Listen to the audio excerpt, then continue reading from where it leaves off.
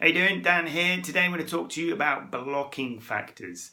These are factors that you may or may not have thought about that are stopping you to get to where you need to be with your health and fitness goals.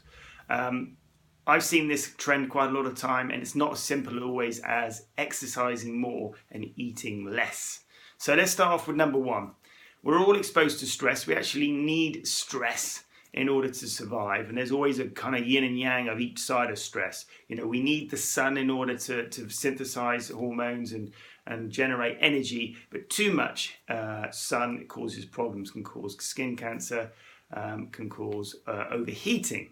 So just an example of different types of stresses. It's not just about mental either, cognitive stress. There are kind of 5 or 6 different types of stresses: mental, emotional, physical stresses, dietary stresses, chemical stresses, thermoregulatory stresses, that all have the same physiological response in us, which is a fight and flight response. The idea is that the body, when it's exposed to stress, releases hormones which then tell the body what to do and maintain our homeostasis, our body in balance. So when our body has too much stress, it kind of tells our hormones to go into a fight and flight response and go into what we call a catabolic phase, a breakdown phase. And that releases certain hormones which can be detrimental to burning body fat, for example. So if you find that you're waking up or you're not having not enough sleep, you're waking up and you're feeling tired, fatigued, you've got aches and pains, you're not getting over injuries, you're not healing, and you're not getting fitter and stronger as you go through your gym session or boot camp, then stress could be something that's causing a problem. So we need to look at the different forms of stress. How do I think? Do I have stinking thinking? Do I have anxious thoughts? Am I following my dreams and what I want to do? What's my job like? Am I happy pretty much the time? All these things have an effect on our body physically, our emotions physically, and basically whatever you think you become. So that's a scary thought.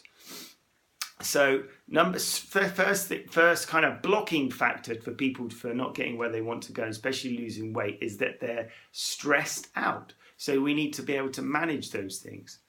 Number 2 is hormones, a hormone imbalance. And what we'll find is that all these 3 are very much interlinked. So hormonal balances are hormonal systems, our thyroid, our sex hormones, our stress hormones, all the hormones that are blood sugar hormones like insulin and glucagon. They're all there. They're chemical messengers to basically tell our body what to do to keep us, as I said earlier, to keep us in balance. Now, a hormonal system, when that is out of balance, it's impossible to think right, and it's impossible to feel and emotionally be balanced, because when our hormones are out of kilter, it affects absolutely everything. You probably know when you've skipped a meal and you're feeling low and your mood is low, and you may be more irritable like I am when you haven't eaten for 4 or 5 hours.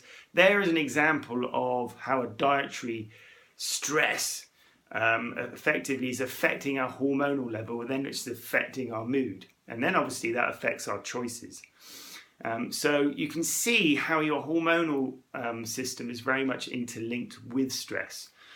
People that are on contraception pills, I've noticed that if they're on there for too long, that can affect your sex hormones. Stress also, basically, a chronic stress will steal basically your fats. Cortisol, which is on the same pathway as estrogen, and testosterone, which is made in the body, is on the same as cortisol, which is a stress hormone. And believe it or not, when the body is stressed, it will prioritize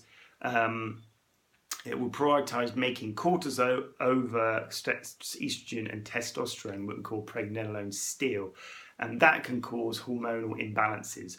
And that can cause premenstrual tension, endometriosis, hormonal balances. Basically, it can affect absolutely everything. So again, when you're hormonally out of balance, you're not going to think right, you're not going to make the right choices. And that's when we're going to look to food, or we're going to use kind of addictions in order to cover up all of those things when we're tired.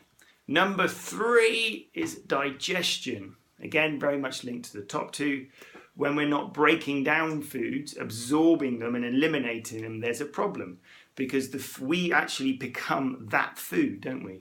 You know, that bit of broccoli or cucumber or steak, we chew it, we break it down, it becomes the smally parts, we absorb it, it becomes us, it kind of repairs and utilizes us, and then we get rid of the things that we don't need. Now, if your digestion is not operating properly, you can't make any hormones. You can't provide your body what it needs in order to heal from exercise. You can't repair and recover.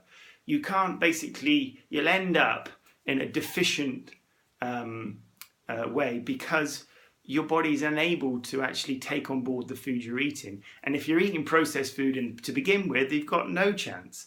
So digestion, if you find that you're farting and burping and you've got reflux and things repeat on you and you've undigested foods, you're getting constipation, diarrhea, then you need to look at that and you need to listen to your body, because your body is always telling you and giving you messages. It's whether or not you're listening. So there we go. There's the 3 blocking factors. If you need any help with this, I'm an expert on this. I've been working with people many years on how to handle this and balance these 3 blocking factors. And once people take away these blocking factors or manage them, they find that they can lose weight and they'll find their repair and they'll get fitter. But don't neglect listen to your body. Please like and share. I'm sure there's plenty of friends and family out there that could do with some of this information.